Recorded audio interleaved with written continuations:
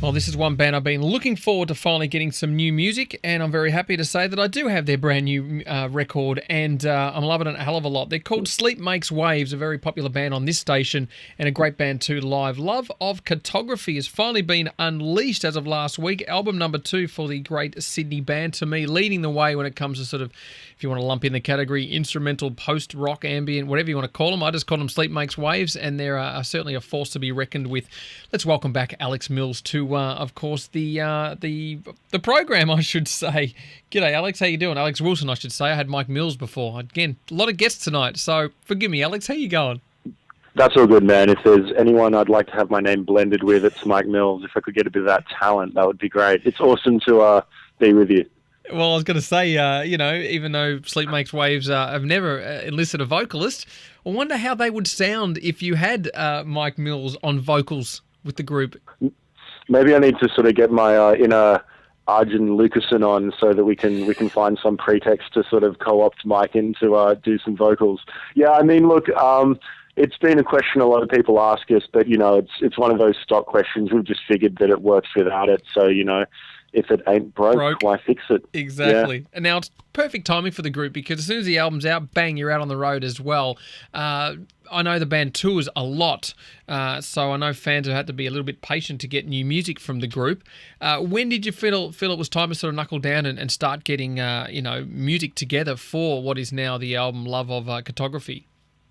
It was sometime around last year, and we kind of came up with this crazy scheme that we could try and crowdfund a whole bunch of money to sort of make a record in a dream studio with someone like Nick Dedea, who ended up producing it. And so we had a few songs in the bag already back from about 2012, but it was really this sort of little frenetic 6 months worth of writing that we did for most of the record after we got off the road in Europe, then came back to Australia, and we had this little snippet of time just before and after Christmas before we headed back out on the road with Carnival, and we wanted to have everything ready for Nick. So we kind of wrote it all in a way quite quickly and close together, and I think the music kind of benefited from that energy as well. There was just a sort of certain vibe and go with it kind of philosophy that came out of that, which hopefully we captured on the record. Well, I certainly agree there because it has. I mean, again, the band's renowned for very, long and sort of epic songs. They're a little bit relaxing and soothing. But on this record, obviously some songs are shorter, but there is that element of push and pull kind of approach musically that I can hear. Not so much an urgency or a rush in that sense, but sort of the pace being picked up just a little as well. I think it's pretty evident from what I can hear anyway. I'm sure that you might agree. Yeah, and I think that comes a lot from, like you said, we have toured a lot and we love touring and we love playing live.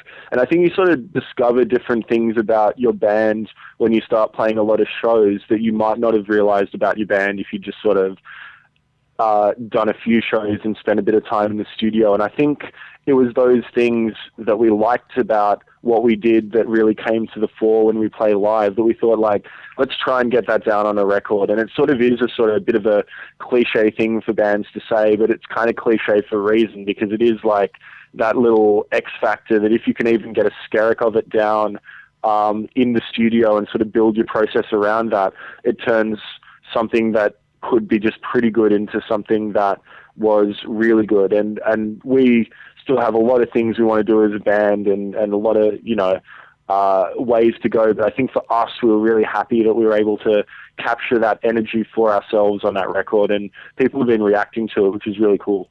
Now, I did talk with Mike Mills, as we mentioned earlier on, from Towhider about the whole crowdfunding thing. I certainly believe it is the sort of way of the future. It's just how you approach it, and hopefully there is enough demand for people out there to actually want to participate and contribute to your art.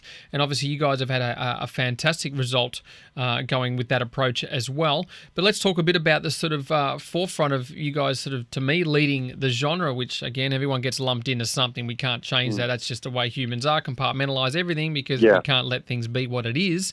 There's lots and lots of these instrumental groups cropping up around the country, and some amazing bands. Bear the Mammoth, there's Mushroom Giant, but a lot of these bands always name check Sleep Makes Waves. To me, I think are personally the ones at the forefront. Are you seeing the sort of influence, or at least inspiration, you guys are sort of putting out there for a lot of these up and coming bands that are building this sort of instrumental movement?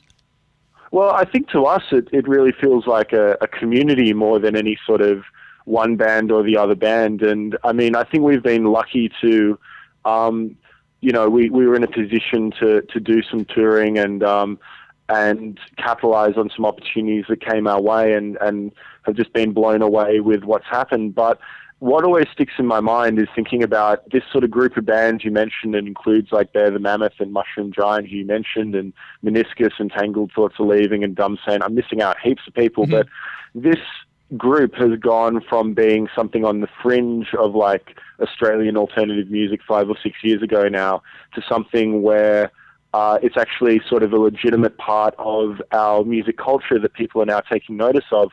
And I think that's awesome. And my vibe has been the tide rising has lifted all the boats. And I like to think that like we've drawn so much influence from the bands that we've played with in that group over the years that, I don't think that we would have been able to do some of the amazing things we have, or get some of the profile in Australia that has come our way, if it wasn't for actually a vibrant scene that encouraged that kind of quality there to begin with, that set a bar that we wanted to reach. You know, there are certainly bands when we started out that I mentioned that we looked up to and we thought we want to do that too. So if we have kind of like been at the forefront or whatever in that way, I think it's really been to do with the strength of the community, and particularly around the label we're on at Birds Road Records as well. All right, well, let's take a track now. I couldn't agree with you more there. But let's hear a new song from the latest record, Love of Cartography. One of my favourites too, and as we mentioned earlier on about, the songs being a little bit shortish, which isn't a bad thing. There's definitely that sort of push and pull approach, and that's something you can certainly see in the band's live show as well, which is even better. And we'll come back and talk a bit about more shows for the up-and-coming Australian tour. We're currently chatting with Alex from Sydney's Sleep Makes Waves, talking about their latest record, and we're going to hear a song now called Traced in Constellations. This is Heavy at Home. One of my favourite tracks on the band's latest record, Sleep Makes Waves. The album's called Love of Cartography. We are chatting with Alex Wilson from the group. Now, let's talk quickly, Alex, about the, of course, tour dates. As I mentioned, the album did come out pretty much the next day. You're out on the road, and you've already completed a couple of shows in Newcastle and Wollongong. And this Friday, people can catch you at the Northern in Byron Bay, and then on Saturday the 19th at the Zoo in Brisbane. Now, putting together the live set, obviously you've got some great material behind you already, aside from this record. How hard is that to try and piece together a set, especially with some of the lengthier songs? You might get a 40-minute set, you might get 50 minutes, and again, as I mentioned, some of these songs are a little bit shorter than others. What's the approach when it comes to, putting together a Sleep Makes Waves live set?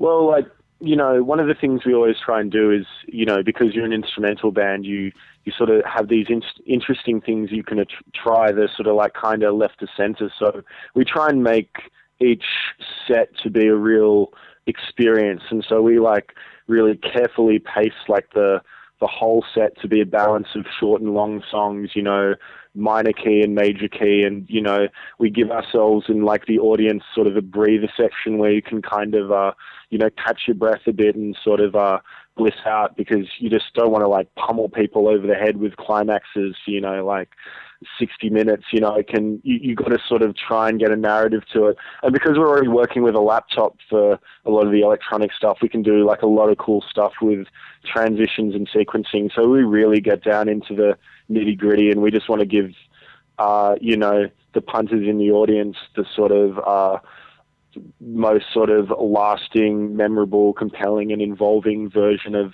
all of our songs that we can. So we draw across the whole spectrum of our back catalogue to get that. But it's also just been awesome to play the new tracks. A real refreshing thing after 3 years between drinks on albums. And now you mentioned, of course, laptop. And now when people talk about seeing that on stage, some people think, oh, what are they running, backing tracks and all this sort of stuff? A lot of people don't really understand, the know-how. But to me, it's an absolute godsend of the amount of, the type of technology we have today for certain bands to, produce amazing sounds live. And again, for what you hear on record generally is what you see live with the band. There's no miming. The band are actually playing the music. What are your thoughts on reliance of technology these days? I mean, could it be a hindrance for some bands? Can it be, an added feature? I mean, going into writing Sleep Makes Waves tunes, do you tend to more get the instrumentation down first before you sort of layer the keys and the soundscapes and things like that? Because it's very much steeped in that sort of realm anyway.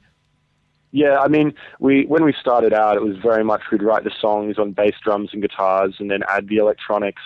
Now it's sort of a bit more of a back and forth as it's sort of become more and more part of our sound. But we all believe that music is a no-rules thing and that it's not a competition to sort of prove you can do it one way or the other. So we're pretty confident in our own abilities as players, that we can like put on a good show and we can like play our instruments and create a vibe on stage that's worth connecting with on its own. And so when we bring the electronics in, that's just like an extra element. And I don't really mind too much that they're just sort of like running off a laptop, because I think there's enough human stuff going on in the show, and it all comes together in a sort of greater than the sum of parts kind of way to give people an experience that is a combination of like organic and the digital. And that totally works for us, will totally work for some people. It won't be the boat of like the absolute purists that want everything done by human hands. And I can respect that, but it's sort of just the direction we've gone with. And I think we figured out how to do it okay at this point, yeah. And it saves you adding an extra member for the group as well.